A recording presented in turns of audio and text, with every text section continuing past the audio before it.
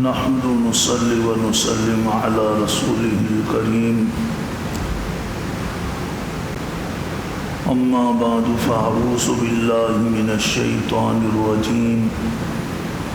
بسم الله الرحمن الرحيم رب اشرح لي صدري ويسر لي أمري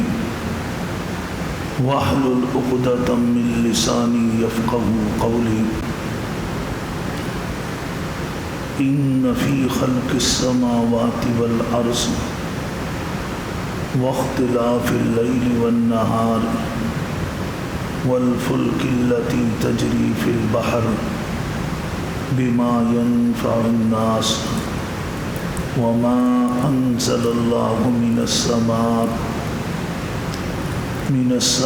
من ماء فأحيا به الأرض بعد موتها وبث فيها من كل دابة وتصريف الرياح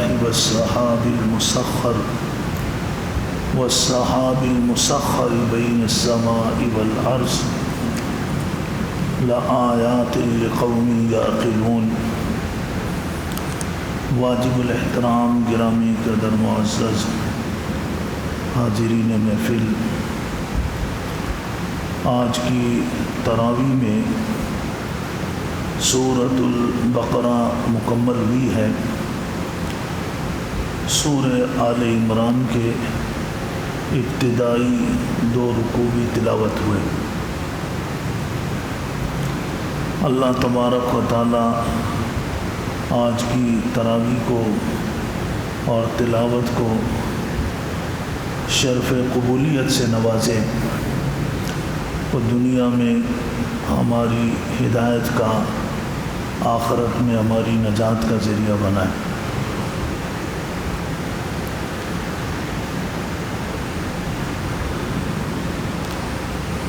تراویح کے بعد تھوڑی دیر کے لیے قرآن پاک کی 1-2 آیات مبارکہ کو سمجھنے کی کوشش کریں. قرآن پاک ہی اللہ تبارک و تعالی نے قیامت تک آنے والی انسانیت کی رہنمائی کے لیے نازل فرمایا ہے. ایک صحیح انسان اور ایک اچھا مسلمان بننے کے لیے ضروری ہے کہ ہم قرآن پاک کی ہدایات کو سمجھیں بھی، اور جو کچھ پھر ہمیں سمجھ میں آئے تو اس کے مطابق عمل کرنے کی کوشش کریں. قرآن پاک اللہ کی کتاب ہے، اور قرآن پاک میں جہاں اور بہت سے مضامین ہیں، اصل مقصد قرآن پاک کا اللہ ہی کا تعارف کرانا ہے. اللہ کی کتاب ہے، اللہ کی پہچان کراتی ہے. جب اللہ کی پہچان ہو جائے صحیح معنی میں، جس طریقے سے قرآن اللہ کی پہچان کراتا ہے، اس طرح جب اللہ کی پہچان ہو جائے تو پھر اسے اللہ کی باقی باتیں بھی سمجھ میں آنا شروع ہو جاتی ہیں، اور بلکہ آسانی سے سمجھ میں آ جاتی ہیں. اور جب اللہ کی پہچان مکمل ہو جائے تو پھر اللہ کے احکامات پر عمل کرنا بھی آسان ہو جاتا ہے. آج جو ہماری سب سے بڑی مشکل ہے وہ یہ کہ پہلے تو اللہ کی پہچان نہیں ہے جیسے ہونی چاہیے. جب اللہ کی پہچان نہیں ہے تو لہذا اللہ کی باتیں بھی سمجھ میں نہیں آتی، اللہ کے احکامات بھی سمجھ میں نہیں آتے. جب سمجھ میں نہیں آتے تو پھر عمل کیسے کریں گے اس کے اوپر؟ وہ بنیادی چیز. تو اس لیے آپ دیکھیں کہ یہ جو آیت مبارکہ بھی ہم نے درس میں ابھی جو ہم نے پڑھی اور سنی، یہ سورۃ البقرہ کی آیت نمبر 164 ہے. اس سے پہلے والی جو آیت ہے آیت نمبر 163، اس آیت میں ارشاد و الہکم الہ واحد کہ تمہارا معبود ایک ہی معبود ہے، تمہارا الہ ایک ہے، لا الہ اس کے سوا کوئی الہ نہیں ہے، الا هو الرحمن الرحیم، مگر وہی ہے جو بہت زیادہ رحم کرنے والا ہے، بہت زیادہ رحمت کرنے والا ہے۔ اللہ کا تعارف کرنا ہے، وَإِلَٰهُكُمْ إِلَٰهٌ وَاحِدٌ، تمہارا معبود ایک ہے، تمہارا الہ ایک ہے، لا الہ الا هو الرحمن الرحیم، رحمان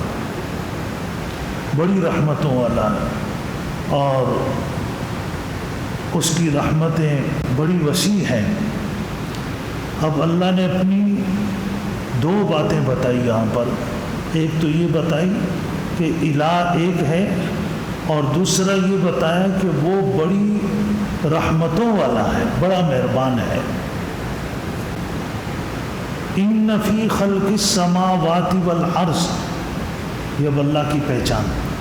آپ نے اللہ کو کیسے پہچاننا ہے، اس کی رحمت کو کیسے پہچاننا ہے، تو فرمایا کہ آسمان و زمین کی تخلیق میں غور کرو۔ اللہ نے آسمان بنائے، اللہ نے زمینیں بنائی، واختلاف اللیل والنہار، دن اور رات کا جو ایک اختلاف ہے اور اس کی جو خاصیات مختلف ہے، رات میں اندھیرا ہے، دن میں روشنی ہے، پھر مقررہ ٹائم پر جو وقت اللہ نے رکھا ہے اسی وقت پر رات آتی ہے، اسی وقت پر دن آتا ہے۔ والفلک التی تجری فی البحر، اور کشتیاں، پہلے کشتیاں ہوتی تھی، اب بحری جہاز ہے، بڑے بڑے بحری جہاز جو سمندر کے سینے کو چیرتے ہوئے چلتے ہیں، بما ینفع الناس، لوگوں کو فائدہ پہنچانے کے لیے، لوگوں کی راحت اور سکون کے اسباب کو اپنے اندر اٹھائے ہوئے، منو ٹنو وزن اور پانی کے دوش پر پانی کے سینے کو چیرتے ہوئے یہ چل رہے ہوتے ہیں۔ وما انزل اللہ من السماء من ماء، اور پھر اللہ پاک آسمان سے جو لوگوں کی سہولت کے لیے، آسانی کے لیے، جب اللہ کے بندے پیاسی نظروں سے اللہ کی طرف دیکھتے ہیں اور انہیں بارش کی ضرورت ہوتی ہے، تو پھر اللہ پاک بادلوں کو حکم دیتے ہیں، اور بادل منو ٹنو پانی اپنی ہوا کے دوش پر اٹھائے ہوئے اللہ کے حکم سے جہاں اللہ پاک حکم دیتے ہیں، جتنا اللہ پاک حکم دیتے ہیں اتنا وہ جا کر اللہ کے حکم سے برستے ہیں اور لوگوں کو پانی کی جو ایک سہولت ہے وہ مہیا کرتے ہیں۔ فَأَحْيَا بِهِ الْأَرْضَ بَعْدَ مَوْتِهَا، پھر اس پانی سے صرف جانوروں کی، انسانوں کی پیاس ہی نہیں بجھتی، بلکہ زمین سے پیدا ہونے والا غلہ، پیدا ہونے والے فروٹ، یہ سب کچھ اس پانی کے ذریعے سے ہوتا ہے۔ اور جو زمینیں پانی نہ ہونے کی وجہ سے ناکارہ ہو چکی ہوتی ہیں، وہ بھی بارش کا پانی ہونے کی وجہ سے دوبارہ کارآمد بن جاتی ہیں، اور اللہ کے حکم سے وہاں سے انسان کے فائدے کی، کھانے کی چیزیں اگنا شروع ہو جاتی ہیں۔ وَبَثَّ فِيهَا مِن كُلِّ دَابَّةٍ، اور پھر اللہ پاک پانی کے ذریعے زمین پر بسنے والے جتنے بھی حیوانات ہیں، جتنی بھی ایسی چیزیں جن کو پانی کی ضرورت ہوتی ہے، اللہ پاک اس کی ضرورت کو پورا فرماتے ہیں۔ وَتَصْرِيفِ الرِّيَاحِ، ہواؤں کا چلنا، کبھی گرم ہوائیں، کبھی سرد ہوائیں، کبھی شمالی کبھی جنوبی ہوائیں۔ وَالسَّحَابِ الْمُسَخَّرِ، اور یہ بادل، بین السماء والارض، فضا کے درمیان میں، اسپیس میں جو تمہیں نظر آتے ہیں، ان کے اندر ایک تو یہ نظر آ رہے ہیں، نظر تو جانور کو بھی آ رہے ہیں، گدھا بھی دیکھتا ہے، بادل آ گئے، بارش ہو رہی، اور جتنے جانور زمین میں سب دیکھتے ہیں، لیکن انسانوں میں فرق یہ ہے کہ انسان صرف یہ نہیں دیکھتا کہ بادل آ گئے، یہ نہیں دیکھتا ہوا چل گئی، یہ نہیں دیکھتا زمین سے سبزہ اگایا۔ انسان آگے غور کرتا ہے کہ یہ بادل اڑا کون رہا ہے، بادلوں سے پانی برسا کون رہا ہے، زمین سے سبزہ نکال کون رہا ہے، یہ کس کے حکم کے اوپر ہو رہا ہے۔ انسان کا کام یہ ہے کہ وہ آگے ان باتوں کے اوپر غور کرتا۔ جیسے آپ دیکھیں، آپ کو عمارت دیکھتے ہیں، عمارت کی تعمیرات دیکھتے ہیں، تو تعمیرات اور عمارت تو جانور کو بھی نظر آ رہی، جانور بھی وہاں کھڑا ہوتا ہے، وہ بھی دیکھ رہا ہے کہ عمارت بنی ہوئی بڑی خوبصورت بنی ہوئی، انسان بھی دیکھ رہا ہے خوبصورت بنی ہے، لیکن انسان میں جانور میں فرق کیا ہے؟ جانور نے دیکھی، لیکن انسان دیکھنے کے بعد پھر پوچھتا ہے کہ ارے یہ کس سے بنوائی ہے، یہ کلر کس سے کروایا ہے، یہ تعمیرات کس سے کروائی ہے، کس معمار سے آپ نے کام کرایا ہے، کتنے آپ نے پیسے دیے ہیں، وہ لیبر کہاں سے لے کر آیا ہے۔ انسان پھر یہ سوالات کرتا ہے کہ اگلا کام، یہ کام کیا کس نے ہے۔ یہی چیز انسان میں مطلوب ہے کہ وہ اللہ کی اس کائنات میں پھیلی ہوئی وہ چیزیں جو اپنی آنکھوں سے دیکھ رہا ہے، اس سے فائدہ اٹھا رہا ہے، تو اس کے ذہن میں یہ بات آنی چاہیے کہ یہ ساری چیزیں اللہ نے بنائی ہے، اس کا ایک بنانے والا ہے، اور وہی اس پوری کائنات کا خالق ہے، وہ میرا بھی خالق ہے، میرا بھی مالک ہے، اور اس نے مجھے دنیا کے اندر بھیجا ہے، پیدا کیا ہے، مرنے کے بعد دوبارہ میں نے اس کے سامنے جانا ہے، اور اپنی زندگی کے ایک ایک سانس کا، ایک ایک عمل کا میں نے اسے جواب دینا ہے۔ یہ فرمایا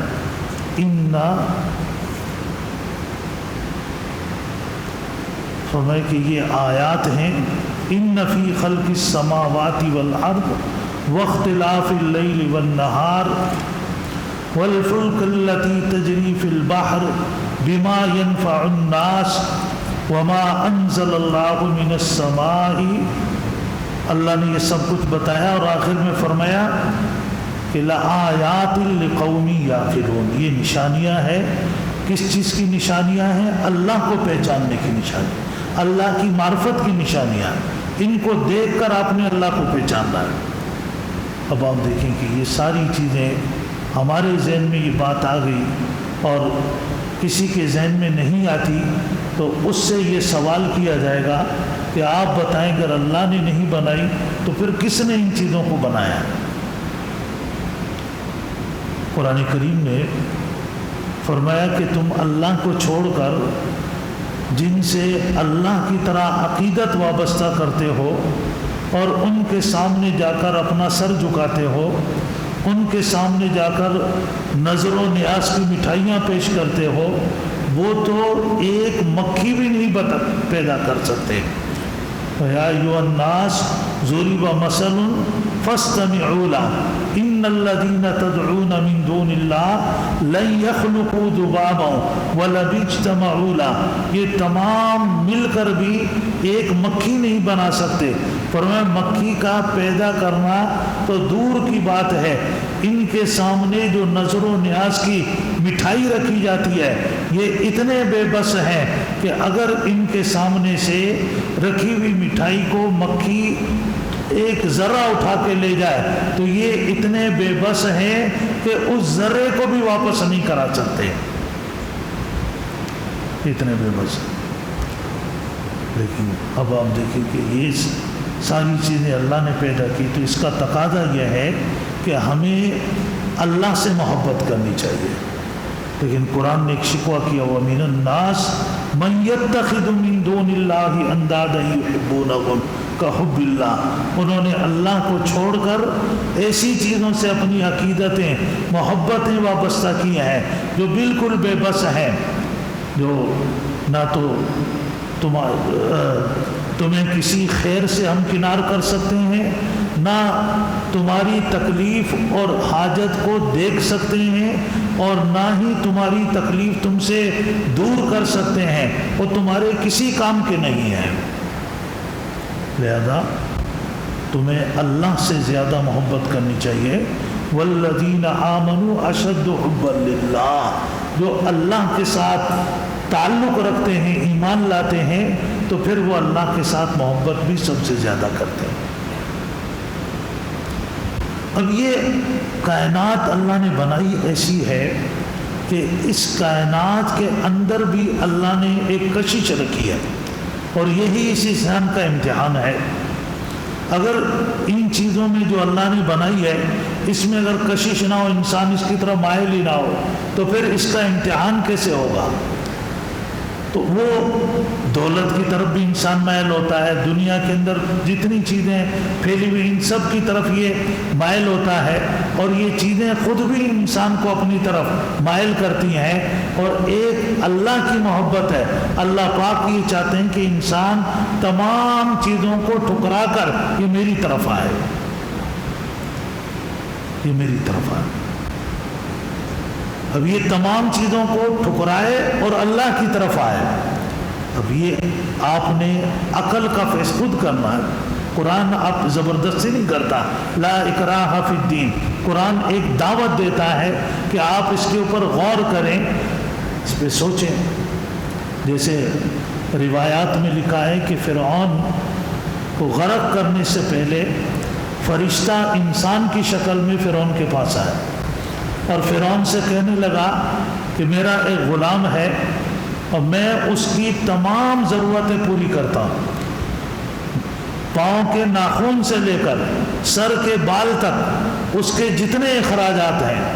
جو اس کی ضرورت ہے وہ میں پوری کرتا ہوں، لیکن وہ میرا کہنا نہیں مانتا۔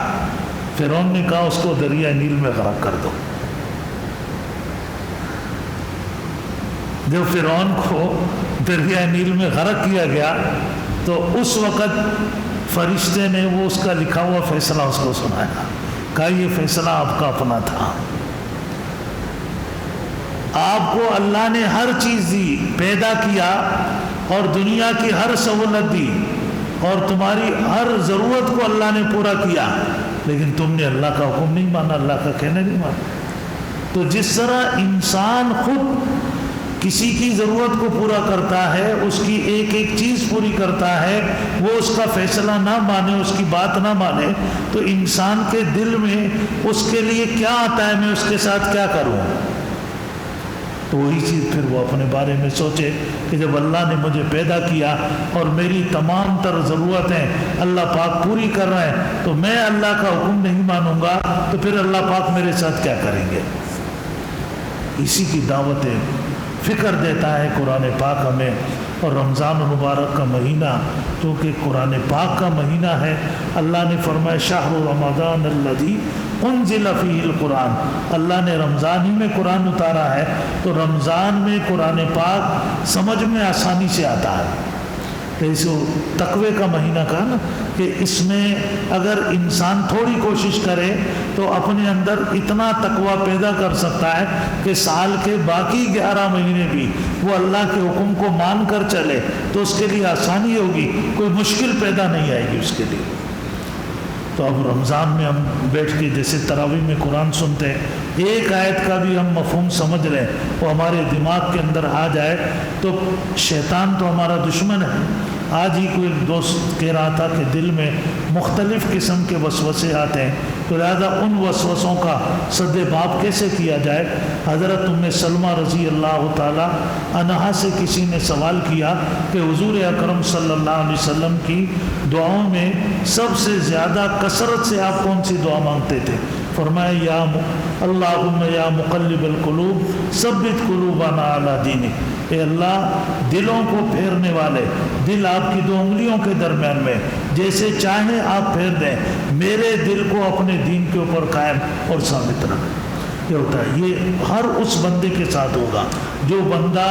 اللہ کو پہچاننے کی کوشش کرے گا، اللہ کے دین کو سمجھنے کی کوشش کرے گا، دین پر چلنے کی کوشش کرے گا، تو شیطان اس کے دل میں وسوسے لائے گا۔ اب ان وسوسوں کا سد باب حضور اکرم صلی اللہ علیہ وسلم کی سنت سے ہوگا، آپ کے عمل سے ہوگا۔ اب اس کا ذرا تجربہ کر کے دیکھیں، ہم یہ دعا مانگے، یا مقلب القلوب ثبت قلوبنا علی دینک، یا مصرف القلوب صرف قلوبنا الی طاعتک۔ آج جس طرح سورہ آل عمران میں بھی یہ دعا آئی، ربنا لا تزغ قلوبنا بعد اذ ہدیتنا وہب لنا من لدنک رحمہ انک انت الوہاب۔ یہ کن لوگوں کی دعا ہے؟ یہ ان لوگوں کی دعا ہے جن کو اللہ پاک نے والراسخون فی العلم کہا، کہ جن کو اللہ نے دین کا علم راسخ عطا فرمایا، ایسا دین کا علم دیا تو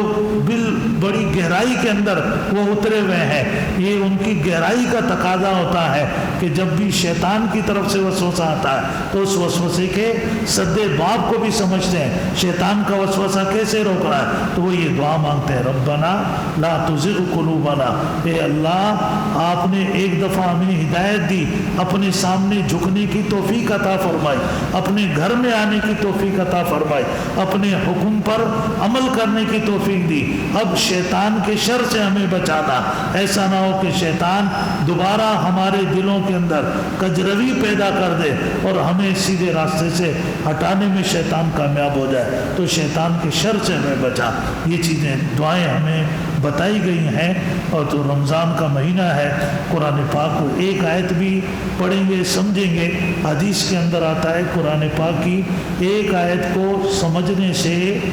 100 رکعت نماز نفل رکعت کا ثواب ملتا ہے، اور اگر ایک علم کا باب سیکھیں گے تو 1000 نماز نفل کا ثواب ملے گا۔ اب 20 رکعت میں تو ہماری کیا حالت ہو جاتی ہے، اور 100 رکعت کا ثواب بڑی آسانی سے ہمیں ملتا ہے۔ جو آسانی سے ملتا ہے اس کو ہم چھوڑ جاتے ہیں، اور مشکل سے ہوتا ہے اس کے لیے ہم کھڑے رہتے ہیں۔ تو ایک آیت کو سمجھیں یا ایک مسئلہ ہم سمجھیں تو اس سے ہمیں اتنا بڑا اجر اور ثواب ملتا ہے، اور پھر اللہ پاک ہمارے اس اجر اور ثواب کی حفاظت بھی فرمائے، اس کو آخرت میں ہمارے لیے برکتوں کا ذریعہ بنائے، اور آخرت میں ہماری بخشش اور نجات کا ذریعہ بنائے۔ وآخر دعوانا الحمدللہ رب العالمین۔